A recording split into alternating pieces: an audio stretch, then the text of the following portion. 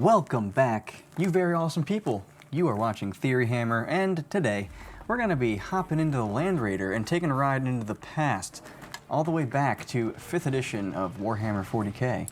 And we are going to be doing that so that we can see how things have changed since then. This is, part of a series where I'm going to reminisce about older editions, how they were, like all building up until now, which is 10th edition. So be sure to check out other videos in that playlist as well. Thunderhammer the like button, ring Nurgle's bell, subscribe to the channel, leave a comment. We're almost at 500 subs, guys, and we may even be past that by the time this comes out. So as always, I am truly humbled by the support, and I thank you guys and gals so much. Sincerely, I really mean that. So I'm not sure that there's much of a point to this video. I just felt like reminiscing a bit and ranting a bit, I suppose. I learned how to play this game when it was in 3rd edition. I actually began playing in 4th edition, to the point where I was actually attending events at that time. I was probably like 12? I'm not really sure how old I was, but I was very young. 5th edition then drops. 5th edition takes 4th edition and makes some good improvements on it. And I gotta admit, I don't remember everything from back then. I should probably break out the rulebook, but here we are. And some of the main things that I remember are that vehicles could move through walls and obstacles. Like, you took a thing called a dangerous terrain test, like right when you made contact with the terrain. Missions were just like kill your opponent. Maybe they also had some endgame objectives sometimes. There weren't any secondaries or anything. And I'm not a big fan of like super simple missions like that, but only troops could capture objectives. They had objectives secured basically, but like they were the only thing that was allowed to in this edition. The entire game system was just completely different. Like there wasn't random ranges. Charging was always 6 inches. I don't remember if you could advance and like if anything had like advancing at all. Like I don't know if that was a thing. I think maybe there was, but it might have been the edition after. You probably couldn't do it. But if you could, then you definitely like couldn't do anything after that. You couldn't shoot or anything. Deployment was like the same every time. There was like maybe 3 different deployment zones. Like maybe towards the end or something, maybe that was 6. I don't remember, but I remember there were not very many deployment zones. You couldn't pre-measure, like weapons didn't have a damage characteristic. AP was like all or nothing. I don't even like remember how piling into combat worked. So overall, the edition was just like simpler when it came to missions, which is definitely a strike against it. But, it's all in retrospect. But the game was more tactical. Now, the update schedule in this edition was non-existent. Random factions would get a new codex, but not all of them would get a codex before a new edition came out. It was like real weird. And this was kind of a good thing and a bad thing. This was mostly a bad thing, and this was a bad thing because, well, things never got updated. Certain factions had codexes from like 3rd edition. There was no such thing as a digital rule set that they could just update. They couldn't release field manuals that constantly updated the points. You just kind of got what you got. But that also allowed time and room for people to adjust. There was no crazy ally system either, so like your codex was your codex. It's kind of close to how it is now, except, well, yeah, I mean, it's kind of close to how it is now because Imperial agents like had their own codex and they had like Grey Knights together and they could ally with like Imperium stuff, so you could kind of ally stuff. Imperial Knights weren't a thing at the time. In fact, like half of the factions of the game weren't a thing at the time. Like Gene Stealers, not a thing. Admech, not a thing. Votan, definitely not a thing. World Eaters, not a thing. I think most of the Marine factions were a thing, but like most of the alien factions, or some of the alien factions, not most, some of the alien factions weren't a thing. Anyway, like you couldn't ally stuff. Like there was no actual ally system that I remember. The point here being that you would min-max your list from within your codex and not between multiple codexes and multiple factions. And so, while consistent balance is just 100% absolutely necessary for a competitive game, I do have to admit, it was quite nice to just settle on an army and be able to play it with little change for years on end. It felt more like a hobby, you know what I mean? Like, less of wanting to buy the newest thing, because there really wasn't a newest thing very often, and more incentivized to kind of just fine-tune your skills with a certain set of minis specifically because releases were slow. The point here is that we now live in a hamster wheel, like I said in my 10th edition Sucks video. If you haven't seen it, it's linked in the description. But to make a little bit of a distinction, there was always like powerful armies and lists out there like throughout forever. There's always been like a hot new thing, just not really at this rate. And so that hot new thing was only like once in a while, and since there was no points updates, people just adjusted. There was nothing egregiously overpowered like how Eldar were at the start of 10th edition, or how like Votann were at the end of 9th edition. Factions that dropped new codexes showed off their new shiny thing, and then people just kind of adjusted after a few months and the meta changed a little bit. In addition to the meta changing for reasons we'll discuss in just a moment here. But what do we have now? Now we have a release schedules not only to balance and update the game and its factions, but to push out new models because of the imbalance of the game. GW would rather have you buying new models all the time instead of having you spend time fine-tuning your play with a specific army for an extended period of time. You're either in this for the competitive play or you aren't, and if you are, all of the factions will get updated and you will spend a bunch of money, okay? And then a few months later, we get a new edition, and this cycle repeats. Now, to defend Games Workshop is a business. They are incentivized to find ways to keep their customers buying more models so that they can continue to exist. And so their practices, I guess I would describe them as morbidly justified. I don't know, but they need to keep making money in order for us to keep playing Warhammer at all. And so we don't really have a choice. We either accept the hamster wheel or we don't. We throw away what we used to love about the game or we don't. Now for me, I've made the decision that I want to share my experiences in this form of content, and because I just have a huge passion for this game. Like, I started playing when I was like 10, and this was the natural conclusion, you know? Like, Warhammer, as stupid as it is, it's just a part of me. And it will always be. It's just something I'll never be able to put down. So for me, I have to paint, I have to pay for stuff, so like, comment, subscribe, bell icon, all that, and I have to play the shit out of the game, I gotta study. It's fine, I'm not complaining about it. I'm just saying that playing competitively now is not the same animal as playing competitively back in this edition of 5th. My best KevBot approved advice here, guys and gals, is just don't take Warhammer too seriously. If you're one of those people that has to win every single game and always rock out with the newest, hottest thing, that's fine. For me, like, I don't have the means to be able to do that, and like, I also sponsor all my own videos and content, which is why I encourage liking, subscribing, and such. But if you want to take Warhammer seriously, then you need to understand what you're getting yourself into. This is not 5th edition, where you could take years to master a list. This is 10th edition, where your list will change every 3 months or sooner, and you will be constantly spending money and time if your goal is to like actually win events. And I'm a very competitive person, but I'm also an apathetic stoner. Like, it's really hard for me to give a shit about the newest, hottest thing unless it happens to be one of my favorite factions. And even nowadays, I'm wary and I wait, because I see things like Bully Boys come out, and I'm like, I'm actually not gonna buy a bunch of Mega Knobs because they're gonna go up to like 220 points in a few months. So now we kind of understand the big difference between 5th edition and 10th edition. While things in the meta did change over time, as all metas do, the actual release schedule is not what drove it. It was driven by the players who created new combos and by other players that countered those combos, with a sprinkle of new stuff being added in there as well. What we see now, and what we saw last edition, is a meta driven by releases. And it really makes me miss editions like 5th. For anyone who cares, and if you don't, just skip ahead, I want to use the next few minutes to kind of change the atmosphere of the video, reminisce about 5th edition, the army that I used to run, you know, how I did with it, people I met, the way the rules, like some of that stuff, like just story time for the next few minutes. So if you want to hear about that, stick around. It may even bring back memories that you have buried from your time playing in those editions, but otherwise, just go on and skip ahead. So this is the list that I ran for 3-ish years.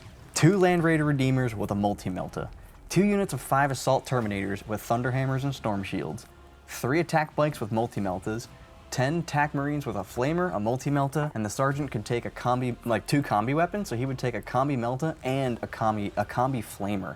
They were all one shot, but they were great. I had 2 Rhinos, I had Vulcan, and I had a Terminator Librarian. I played this list from like the beginning of the edition. And me and my friend Tim were the first people to play this list that I can remember. Like, mainly Tim created this. I just happened to end up playing it. So, I don't remember what like the army rules were, if there were any, but I do remember what Vulcan did. He gave all my Meltas and all my Flamers twin-linked, which back then was reroll hits. So all my Meltas, rerolling hits. Flamers that had twin-linked because they auto-hit, they got rerolls to wound. Vulcan also made all Thunderhammers mastercrafted, which allowed each Terminator to reroll a single hit out of their 3 attacks. You had to roll them individually, but like, you had 5 rerolls in the unit. the Librarian existed to take Null Zone, and this was something you could do from inside of a Land Raider. Like, you could cast powers from inside of a transport back then. The way Null Zone worked is that it had a 24-inch range, and it just made your opponent reroll successful and vulnerable saves. It was a crazy power, and this just completely fucked certain armies. Like, in the mirror match, I'm like, oh, you have Terminators with 3-up invulns? That's cool. You have to reroll successful invulns now. Like, against demons, I just auto-win because your entire army is just an invuln save that you now have to reroll. And if it's like a 4-up, you have a good invuln. Normally it's going to be a 5-up, but even if you have a 4-up, now it's a rerollable 4-up if you make it. Like, it was just bad, dude. The Rhinos existed to protect my TAC Marines, and also do like little support functions like tank shock and stuff. The guys could shoot out of them like they can now, and you could also like use them to tank shock stuff, like I said. So tank shock made units like scrunch together, and things like flamers really liked scrunched up units because they could cover the whole thing with reroll wounds, and just they would like kill a bunch of other space marines with like flamers. The Land Raiders were just anti-everything. They were just big bully units that allowed me to inject a huge threat wherever I needed to. And they also had 2 insane flamers like they do now, and a multi-melta, and back then, a twin-linked multi-melta was something to fear. Like, it could regularly and did regularly one-shot tanks. Attack bikes. I had 3 of these things. 3 separate attack bikes with multi-meltas. They're just fast, they're annoying, they're extremely reliable because of the twin-linked multi-melta and because of the way melta worked. They were just great. And then the Terminators, obviously, these would just kill absolutely anything in combat, especially if both units went like at the same time. These were about the only thing in the game with a 3-up invuln. There was like Grey Knights that had a 2-up invuln in combat only, but you know, Null Zone. So how this list worked is the Land Raiders were very tanky. They could hide. Like back then, tanks had armor values. Like weapons had a strength that never went past 10, and tanks had an armor from 10 to 14. So you would roll a dice, and you would add that roll to the strength of the weapon. You would then compare the result to the armor of the tank, and if you matched it, you got a glancing hit. If you went over it, you got a penetrating hit. And if you went below it, nothing happened. Then, if you got a penetrating hit, only a roll of a 6 would destroy the tank. But weapons that were AP2 would add 1 to like whatever you rolled, and then weapons that are AP1 would add 2 to whatever you rolled, and the AP worked differently back then. So like, on a 4-up, if you had an AP1 weapon, it would go to a 6, and you would blow stuff up. So like Meltaguns were AP1.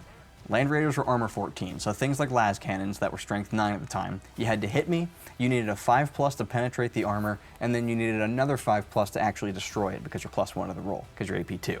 So now Land Raiders are just super duper tanky, and the way that the list worked is that it created a buffer zone between the opponent and me. The Land Raiders could move 12, and the guys could get out, I think 2 inches, but like within 2 inches, not wholly within 2 inches. But yeah, then they could charge, and the charge range was just flat 6 inches. So the Land Raiders were just these big, powerful tanks with just like horrifically destructive occupants inside. And why this list was so risky and required so much skill is because of the way missions worked. There were no secondaries. I think there were tiebreakers as secondaries, like total points destroyed, but the way the game really worked was that objectives were scored at the end of the game. So most of the time, you would go after your opponent's scoring units and they would try to kill all of them, like by the end of the game. Like you would try to go after theirs and kill them. The game was a random number of turns as well, so at the end of turn 5, you'd roll a dice. On a 3-up, the game continued. On turn 6, you rolled another dice. On a 4-up, it continued, and then turn 7, the game just ended, like after turn 7. I have 2 scoring units in my army. The rest of the army was Land Raiders, Terminators, and attack bikes. It was risky because I had to make sure that I played with those Rhinos properly and didn't let those troops die. Like, if they die, I literally cannot score at the end of the game. But the opponent had to get through my Land Raiders and Terminators first. The key to playing the list correctly was to not commit until you knew for sure that you were going to break your opponent like in half. And even if it meant you had to lose some things in the process, you still had to be ready to do that. By the end of the backbreaking, there was basically nothing left that your opponent had that could deal with the Land Raiders. So during most games, one of them would die along with the unit of Terminators, but the other would survive. So like back then, it was really hard to take a Land Raider rocket like to your face, let alone 2 of them. And so the key there was to not just throw them away. It was really, really tempting to want to like move both your Land Raiders up, disembark your Terminators, and just charge with 2 Terminator squads turn 1 and just be in your opponent's face. But that was a good way to lose with this list. So the key there, just don't throw them away. You had to play real cagey until you could like strike and do maximum damage. And if you were not aware, or if you played with your troops wrong, you'd lose them, and by extension, you'd also lose the game. Just like on the spot. Although I guess if you tabled your opponent, and then you could draw, maybe, I don't know. It's not really relevant, but there was so many games that I played where my opponents were just crippled and unable to kill both Land Raiders. I played so many events with this list, and I can't even remember how many it was. I do remember doing quite well, though. The game store near me was Showcase Comics, and the general tri-state area of the East Coast is where most of the really good 40 players from the US are from.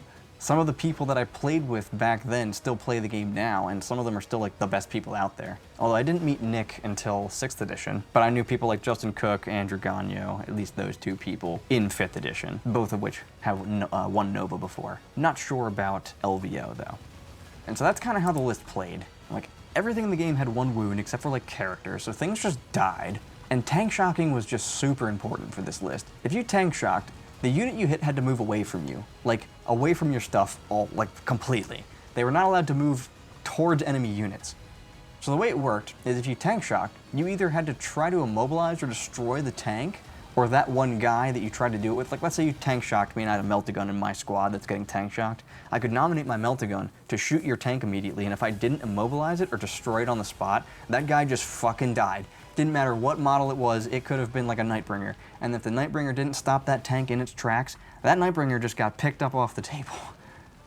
And so normally, you're not gonna take that risk and you're just gonna move the unit out of the way, but you can't move toward me, you've gotta move away from me.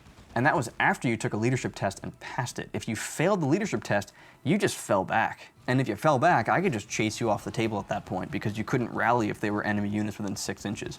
At least I don't think you could in this edition. But yeah, your other option is to just move out of the way. And so you can't go towards enemy units. If you did, they just died. And so you could tank shock people and make them fall back by accident and then chase them off the table. But better than that, I could use tank shock as a way to bunch models up because I could put one of my rhinos in a position where you can't go closer toward it. I tank shock you with a different thing and it forces you to like crunch your models together, basically. And then those crunched models would take flamers right to the face. Secondarily, I could put things like a rhino behind the enemy unit and then tank shock it. You can't move closer to an enemy unit or you die. So I guess you just die in this case. This is how I took care of impossible targets. I would surround them by things, and then I would tank shock them, and then they would just die. I would literally trash compactor them, and they would just die, because I couldn't move closer to an enemy unit. And the rules at the time stated that if that was the case, the units were just removed from the game. It was also really good for just moving models off of objectives. I understand why they changed tank shock and the way it worked. It was way too powerful. But the list basically just worked by staging close to the middle and then pouncing once someone committed. There was almost nothing that I ran into that like stopped me, that easily stopped me. Once I came out with those flamers and those terminators, if I put those multi-meltas in the right place, it was a wrap. It was such a back-breaking thing, like I said. Like, you couldn't really deal with the Land Raiders and Terminators at that point. And this was redundant because I had 2 Land Raiders instead of 1. And like most people back then just used a single Land Raider with stuff inside, I had 2 and some skill on my side. Skill for tank shocking, skill for just knowing when it was time to commit, and I had to know because committing too early would ensure that both Land Raiders would get destroyed before they could do anything. And I used this list to rock so many RTTs. I definitely became like a kind of a feared player in my area. Definitely like big fish, small pond type deal. You know, I'm not some crazy super duper good player. But I won some locals with it, like some local GTs. I won RTTs, local GTs. I placed first and second round of Du Bois using it. I played with people who ended up becoming some of the best people in the country. Like Justin Cook, like Matt LaFranza, another Nova winner, like Derek Apesh, 40k Dirtbag's channel. If you guys haven't seen him, go check him out, among many others. So 5th edition really gave you time to just hone your list and hone your skills. Like, you knew what you could kill, you knew what your list could do, you knew what each unit could do by itself or with support. You kind of like knew the tricks you had up your sleeve. You were able to play against an opponent's army and you wouldn't have to worry about their list being completely different or changed drastically because they got a new codex and everything was now different. It would happen sometimes, but you wouldn't really have to worry about, even with points updates, for example, you wouldn't have to worry about playing someone's army one day and then have it be completely different the next day because Games Workshop changed a bunch of stuff. And so they were forced to change their list entirely and choose a different detachment, and now the list plays completely different, and now you have to relearn how to play against Gene Stealer cults or whatever they're playing. Like, you kind of just knew what tricks you had up your sleeve. Like, there weren't any strats, there was no random gotchas, there was very little that would trigger at a time to like catch your opponent off guard. There was no like, oh, I gotta think about where I wanna move because oops, you can accidentally overwatch and kill my entire unit. or there wasn't like a grenade strat where it's like, oh, gotta make sure my special character over here that's a lone op has to be this exact distance away from these 3 different units because they might just run in here and throw a grenade at me and do 6 mortal wounds. Like, there wasn't any shit like that. You knew your list, I knew mine, and if you played a lot, you knew your opponent's list like almost better than they did. Like, you knew their army better than they did. And so it was just much more of a hobby feel when it came to older editions of the game. Like, yeah, we wanted to play it as competitively as we could, even back then. But we also had room and time to improve before things changed. It's honestly something I really do miss about this edition, that things were in a place where the meta changed as a result of the players, not as a result of the fast-paced releases and the complete inability to balance the game. If the balance was better, and you know, things did not need to be changed so often, then I think I'd have less to complain about here. But unfortunately, that's just simply not the case anymore. Now, GW uses imbalance as a way to sell you more models, and in doing so, they've just completely changed the landscape of the game. Each time a new field manual comes out, it affects everyone, mostly. You know, sometimes a faction may escape changes, but that's rare. And it's no longer just, you know, new codex comes out, it's powerful, and we adjust 3 months later. And things have mostly balanced out by themselves, like 5th. Personally, 5th was the best balance overall of competitiveness and like hobbiness. Like 5th edition is just a great baseline to understand how things have changed up until 10th edition. So the next video in the series is going to be about 6th edition and how it was basically the most forgettable edition and it was very dumb. And in that video, I'm going to be talking about the ally system and how GW used that to drive the meta in that edition. So look out for that video. Thunderhammer that like button, ring Nurgle's bell, subscribe to Theory Hammer, leave a comment. Check out our other videos as well. What's been your favorite edition of Warhammer so far? Do you like some of the older editions more than 10th, or is 10th your favorite? Let me know down below, and I will catch you amazing theorists in the next video.